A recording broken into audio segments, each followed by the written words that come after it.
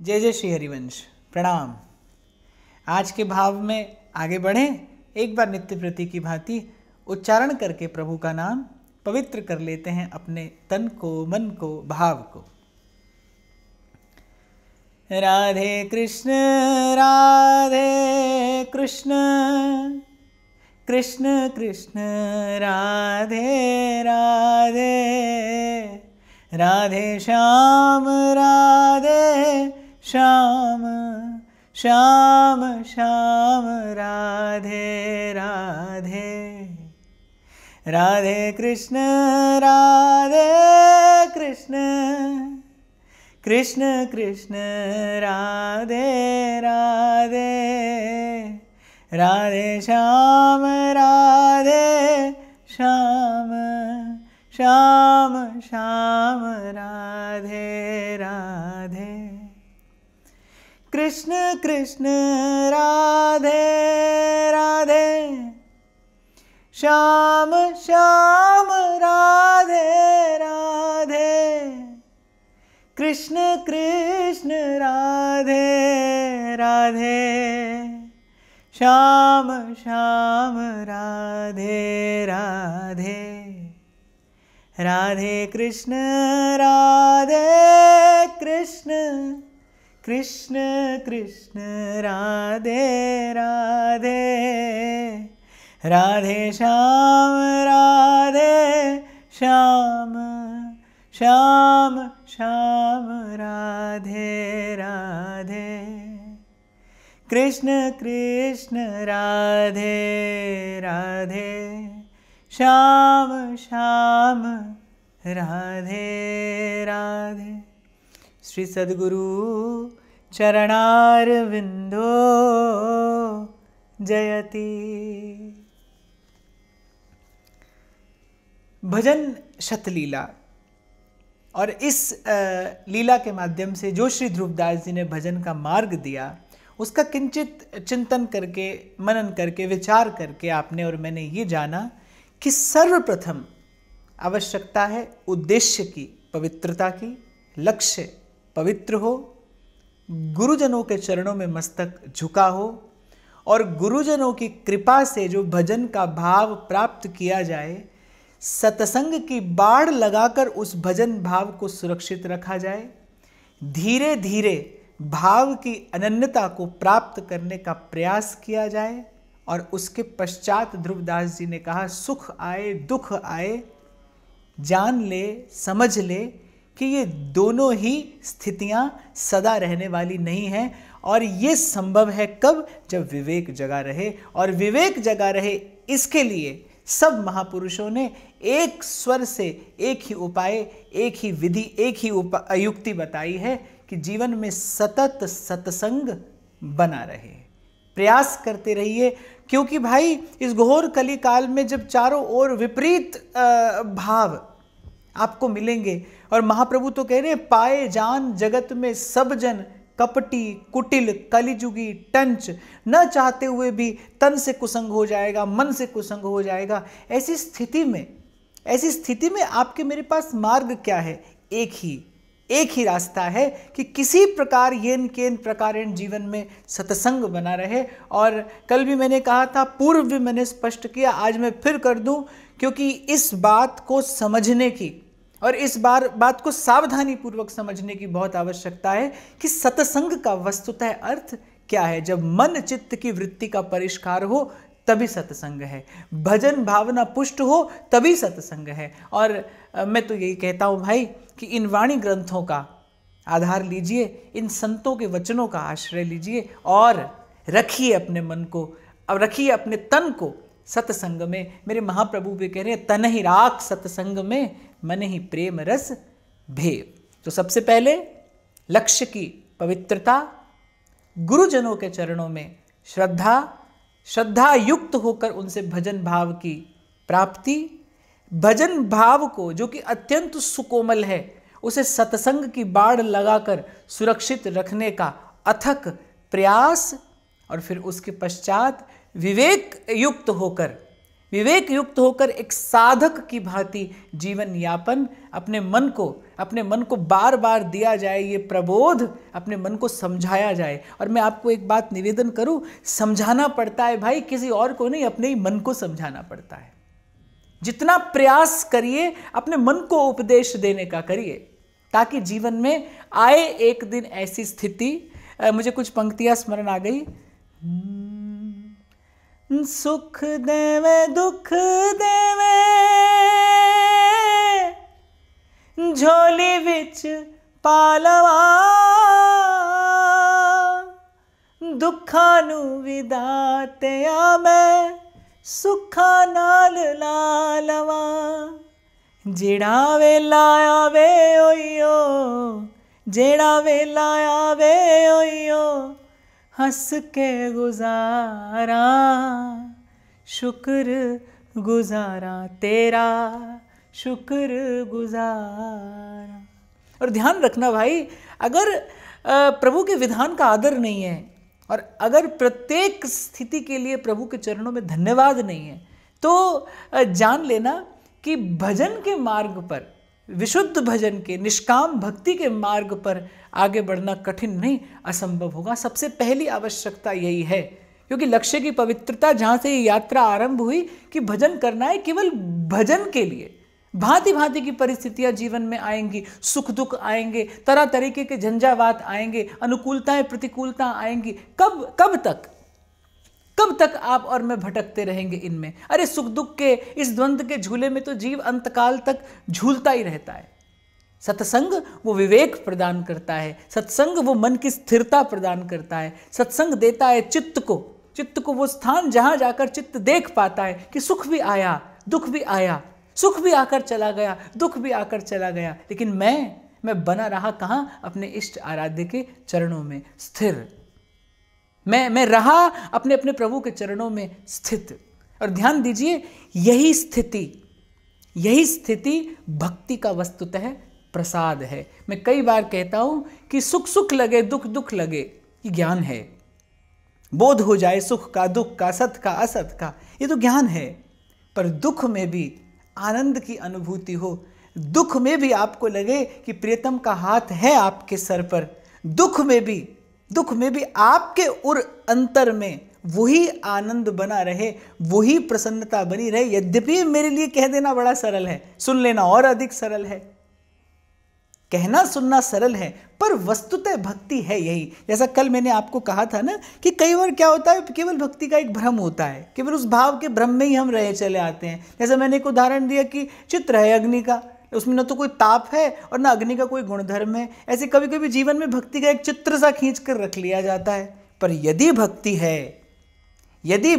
है तो वो दुख में भी, वो पीड़ा में भी, वो प्रतिकूलता में भी कहीं देगी आपके मन को ऐसा संबल, कहीं वो बनाए रखेगी आपके मन को ऐसा सबल कि छूटने और टूटने नहीं पाएगी विश्वास की डोर। और आप उस अत्यंत प्रतिकूल परिस्थिति में भी मुस्कुराते रहेंगे, हंसते रहेंगे, गाते रहेंगे, गुनगुनाते रहेंगे, ये भक्ति का, ये प्रेम का, ये आनंद का उत्सव मनाते रहेंगे। हाथ आता है श्री मीराबाई सा के विष का प्याला, लेकिन वो विश्वास कहीं मुस्कुरा रहा है।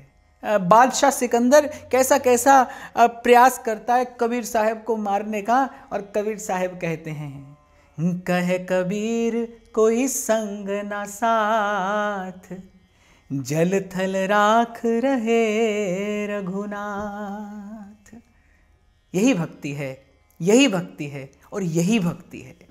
और इसी की ओर आप और मैं बढ़ रहे हैं इस भजन शतलीला का चिंतन करके। ये आपके मेरे जीवन का उद्देश्य है। और एक बात जो मैंने शायद प्रथम दिन आपसे कही थी कि ऐसी भक्ति को प्राप्त करना तो आपके मेरे वश में नहीं है, वो तो जब प्रभु की कृपा होगी, पहुंचते पहुंचते आप और मैं वहां पहुंचेंगे।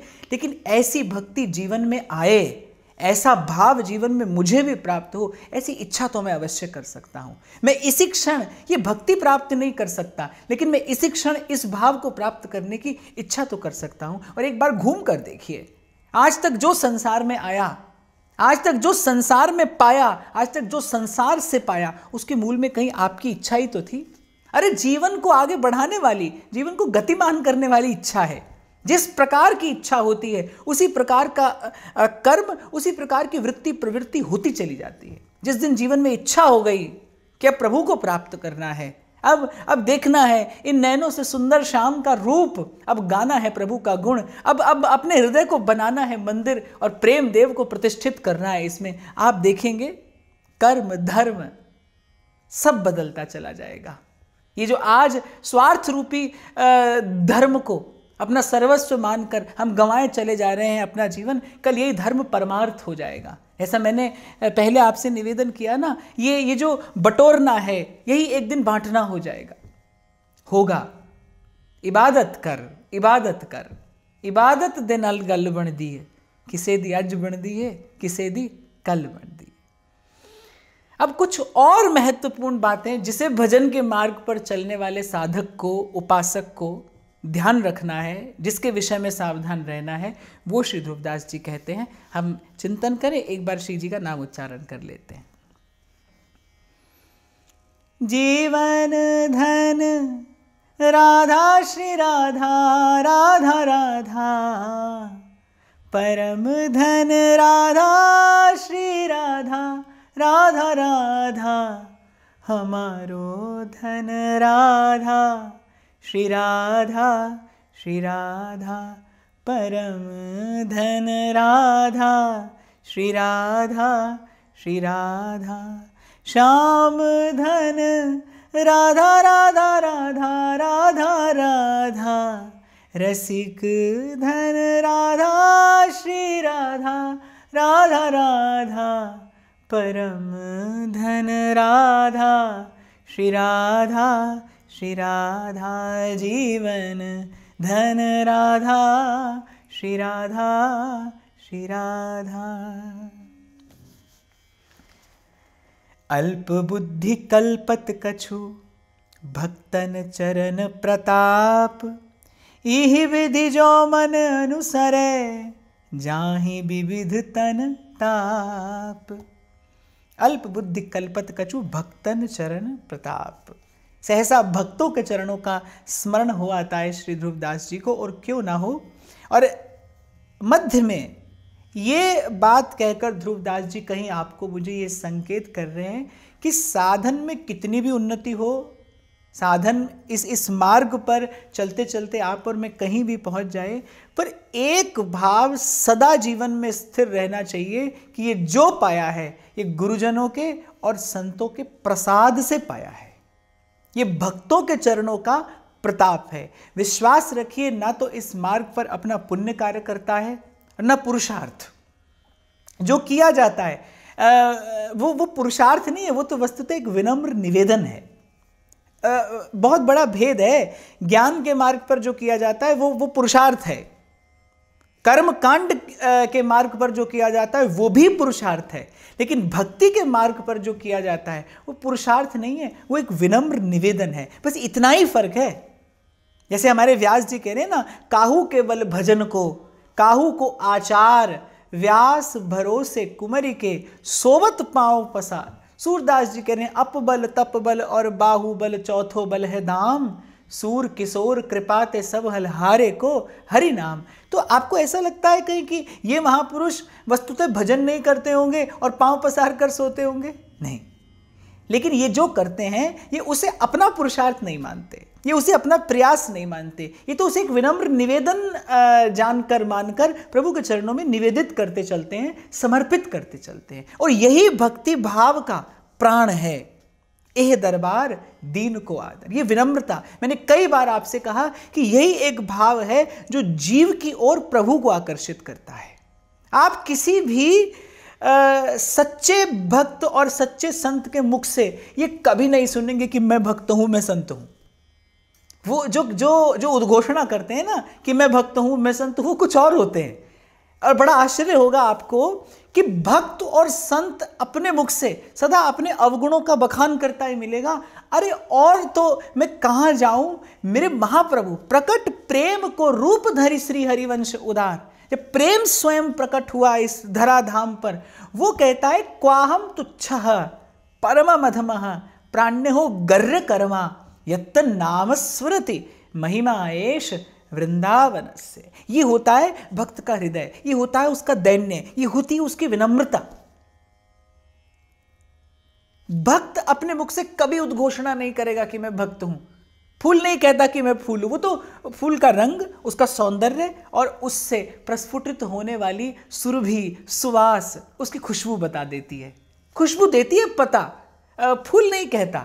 इसी प्रकार भक्त के आभा मंडल से निस्सृत होने वाला भक्ति का परमाणु जो त्रिभुवन को पवित्र करता है, वो 10 दिशाओं में सूचना देता है कि ये भक्त है। और भक्त को आवश्यकता भी नहीं है अपना परिचय देने की। भक्त के हृदय में जो 3 लोक के नाथ विराजमान हैं, वो उसके रोम रोम से बता देते हैं इस संसार को कि कौन है। लाखों में एक पहचाना जाता है भक्त। तो यहाँ ये बात कहने का श्री ध्रुवदास जी का तात्पर्य ये है कि इस पूरी यात्रा में सतत एक बात का स्मरण रखा जाए कि जो पाया है गुरु प्रसाद, गुरु प्रसाद, गुरु प्रसाद। ये संतों की कृपा है, ये गुरुजनों का अनुग्रह है और ये प्रभु का मुझ पर स्नेह है, प्रेम है। तो श्री ध्रुवदास जी कह रहे हैं भक्तों के चरण का जो प्रताप है उसका स्मरण करता हूं और भाई मेरे मन का ताप तो ऐसे ही गया।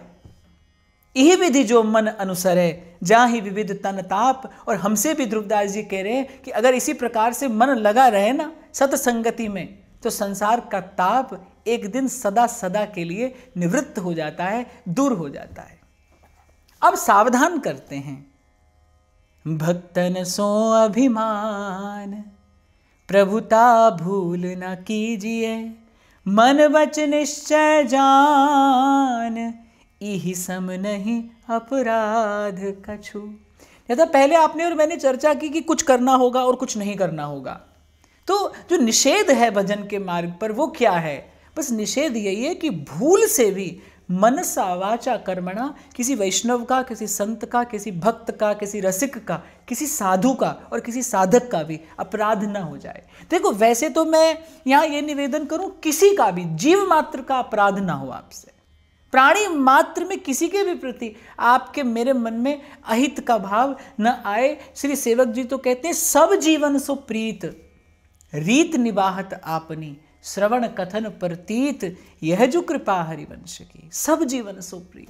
और अनेकों बार आपसे चर्चा हुई कि प्रेमोपासना का तो आरंभ ही है कहाँ से? सब सोहित निष्काम मति वृंदावन विश्राम। सर्व के प्रति सद्भाव, यही मंगलाचरण है इस यात्रा का। पर कहीं अन्य कुछ भूल हो भी जाए तो उसका मार्जन किया जा सकता है, उस त्रुटि का परिष्कार सुधार किया जा सकता है, उस अपराध की क्षमा है। पर ध्रुवदास जी कह रहे भक्त से यदि अभिमान किया जाए, भक्त के प्रति यदि अपराध हो जाए, तो फिर ध्रुवदास जी कह रहे इसके समान ना तो महत गुरुतर कोई अपराध है और ये अक्षम्य है, इसकी क्षमा नहीं है। सकल आयु सत्कर्म में जो पे बितई होई, भक्तन को अपराध एक छिन में डारत खोई। और मैं कभी कभी चिंतन कर लेता हूँ श्रीहित ध्रुवदास जी के इन शब्दों का, क्योंकि प्रथम दिन मैंने आपको निवेदन किया था श्रीहित ध्रुवदास जी की वाणी कुछ और नहीं, प्रिया जी के चरणों से बहती हुई एक धारा है।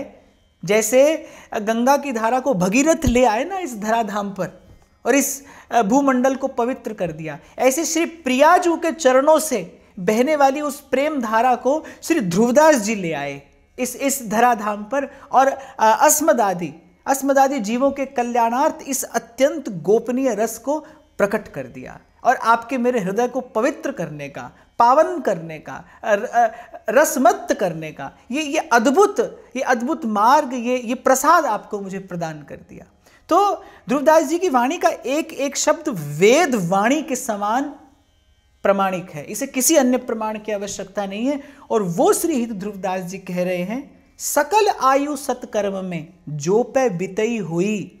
अगर किसी ने पूरा जीवन सत्कर्म किया हो पर भक्तन को अपराध एक छिन में डारत खोई, यदि भक्त का अपराध हो तो एक क्षण में वो सारे जीवन का सत्कर्म समाप्त हो जाता है, नष्ट हो जाता है। और सब संतों ने कहा, भाई गोस्वामी जी कहते साधु अवज्ञा तुरत भवानी कर कल्याण अखिल कह हानि। उसी क्षण सारी श्री, सारा तेज, सारा पुण्य, सारा बल, सारी शक्ति, सर्वस्व नष्ट होता है, नष्ट हो जाता है, समाप्त हो जाता है यदि भक्त का अपराध हो जाए। इसलिए साधक विशेष सावधान रहे कि कभी मन से भी किसी भक्त का अपराध ना हो जाए, किसी संत की अवज्ञा अवहेलना ना हो जाए, आपकी किसी क्रिया से किसी संत का मन असहज ना हो जाए, किसी भक्त के हृदय में विक्षेप उत्पन्न ना हो जाए। इस अपराध की क्षमा नहीं है भाई, इस अपराध को श्री ठाकुर जी क्षमा नहीं करते, कर ही नहीं सकते।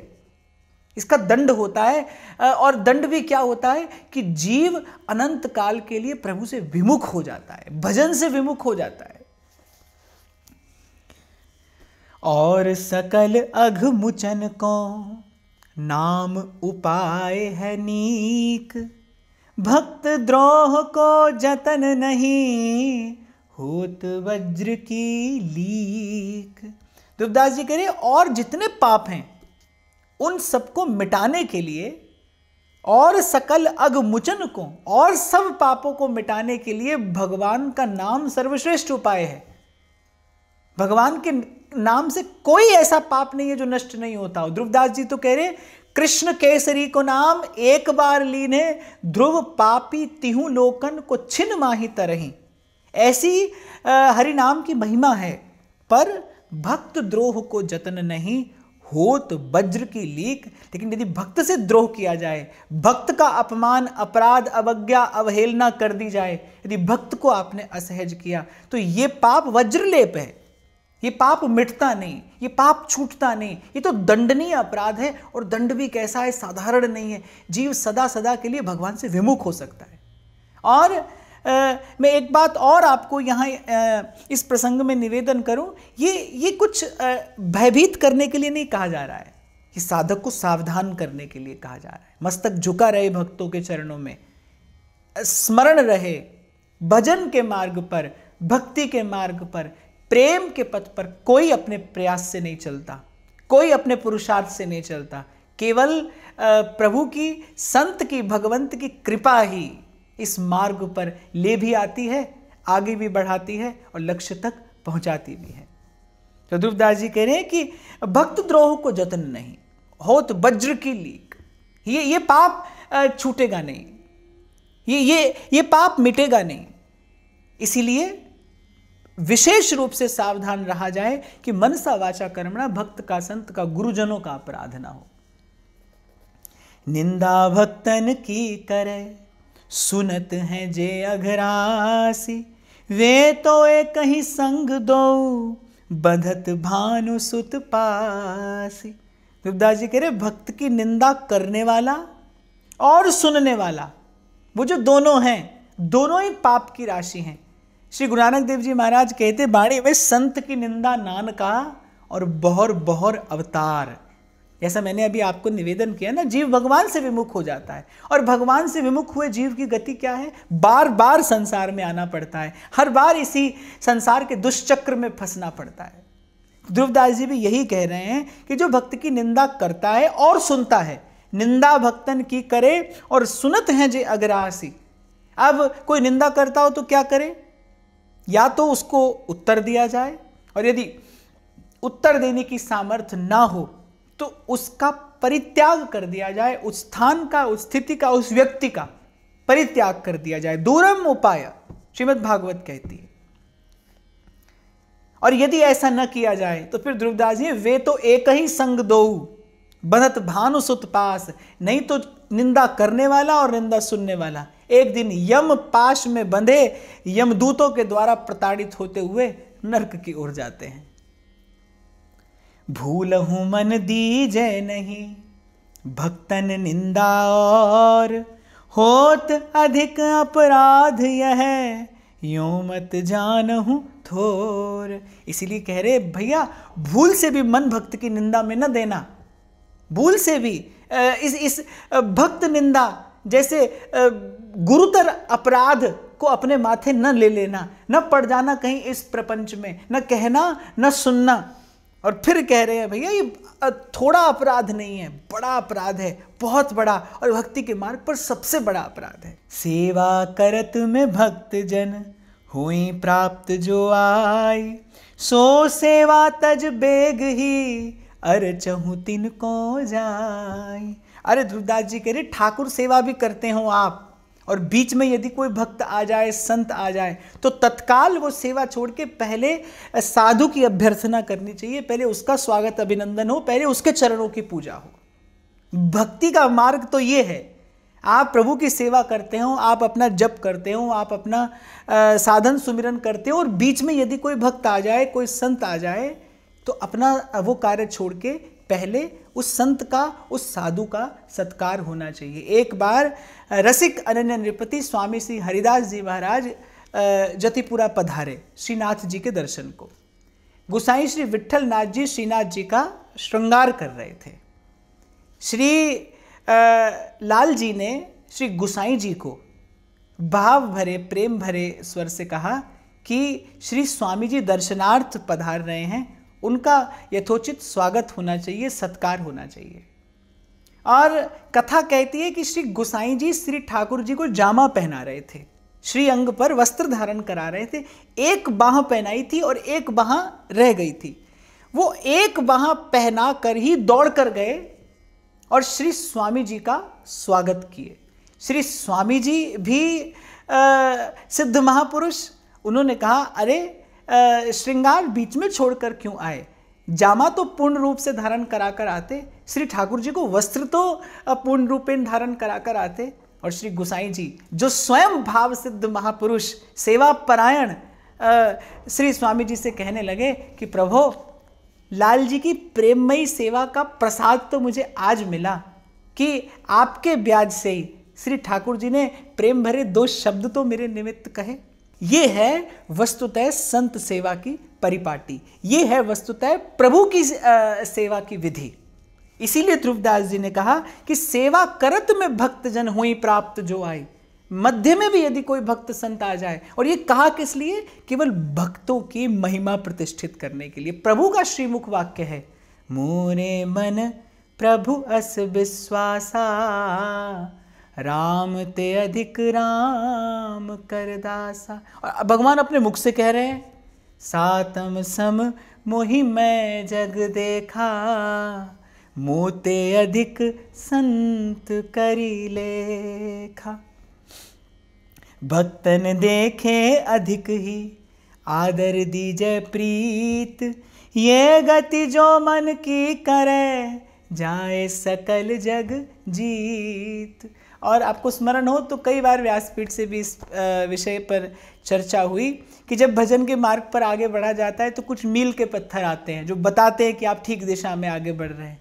जिस दिन भक्त को देखकर बाढ़ आ जाए मन में आनंद की, उमग पड़े मन, आज के दिवस पे जाऊं बलिहारा, मेरे घर आया राजा राम जी का प्यारा, करूं आरती चरण पखारूं, तन मन धन संतन पैवारूं, तन मन धन संतन पैवारूं। भक्त को देखते ही उमड़ पड़े मन, जैसे प्रभु का ही दर्शन हुआ हो। भक्त न देखे अधिक ही आदर दीजे प्रीत। जिस भाव से आप अपने प्रभु को दुलराते हैं, उससे अधिक भाव से, उससे सवाए भाव से भक्त का आदर किया जाए, भक्त का सत्कार किया जाए। और ध्रुवदास जी कह रहे, ये गति जो मन की करे। यदि पहुंच गया मन इस भाव तक, यदि चित्त की वृत्ति इस भाव तक पहुंच गई, तो फिर ध्रुवदास जी कह रहे, जाए सकल जग जीत। समझो, वो तो संसार रूपी द्वंद्व से पार हो गया जिसने भक्त की भक्ति पाली। भक्त की भक्ति क्या है? ये भक्ति का भी सार सर्वस्व है। तेरे भक्तों की भक्ति करूं मैं सदा, तेरे चाहने वालों को चाहा करूं। मेरे महाप्रभु जी ने व्यास जी से यही तो कहा कि जय श्री हित हरिवंश प्रपंच बंच सब काल व्याल को खायो, और यह जिय जान श्याम श्यामा पद कमल संगी सिर नायो। आप जहां देखेंगे, आप जिसे देखेंगे, वो यहीं पर आकर अपना सर्वस्व समर्पित करेगा। वो जानेगा, वो मानेगा भक्त को भगवान से अधिक, संत को, सदगुरु को प्रभु से भी अधिक। जाति अभिमान न कीजिए, भक्त जनन सो भूल, सुपच आदि दे होई जो, मिलिए तिन सो फूल। और जैसा नारद भक्ति सूत्र में भी मैंने बड़े विस्तार से चर्चा की थी, भक्त की एक ही जाति होती है भाई, कि वो भगवान का है। इसलिए भूल कर भी रूप का, धन का, विद्या का, जाति का, इस प्रकार का कोई मद, कोई दंभ अपने मन में न रखते हुए भक्तों से मिलना चाहिए। कभी भी अपनी श्रेष्ठता का अभिमान भक्त से न किया जाए, क्योंकि जो भक्त है वो तो भगवान का है, और जो भगवान का है वो सर्वश्रेष्ठ है। कोई किसी भी जाति में उत्पन्न हुआ हो, किसी भी कुल में उत्पन्न हुआ हो, अरे उच्च से उच्च कुल में भी भगवत भक्त पैदा हुआ है, और साधारण से साधारण परिवार में भी भगवत भक्त ने प्रकट होकर उस कुल को कृतार्थ किया है, पावन किया है। और वैसे भी मुझे लगता है कि जाति हो, रूप हो, विद्या हो, धन हो, कुल हो, ये सब तो शरीर के धर्म है ना, भक्ति आत्मा का धर्म है। ये तो सीधा सीधा प्रभु के चरणों से संबंध है।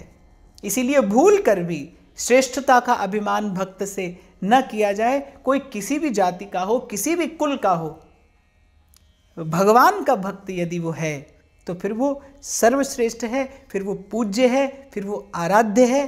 तो रे मन संभल संभल पग धरिए, अपने लक्ष्य की ओर एकाग्र चित्त से, दत्त चित्त से, दृढ़ भाव से आगे बढ़ते हुए संत सद्गुरु के चरणों में अपना मस्तक धरते हुए, श्रद्धापूर्वक संत वाणी का सेवन करते हुए, और सावधान रहते हुए कि भूल से भी कभी किसी भक्त का, किसी संत का अपराध ना हो जाए, अवज्ञा ना हो जाए, अवहेलना ना हो जाए, हमारी किसी क्रिया से उनके सहज मन में कुछ विक्षेप उत्पन्न ना हो जाए। इस प्रकार सावधान रहते हुए भजन के मार्ग पर आगे बढ़ना है, और प्रभु की कृपा का बल लेकर, आश्रय लेकर एक दिन प्रभु के चरणों तक पहुंच जाना है।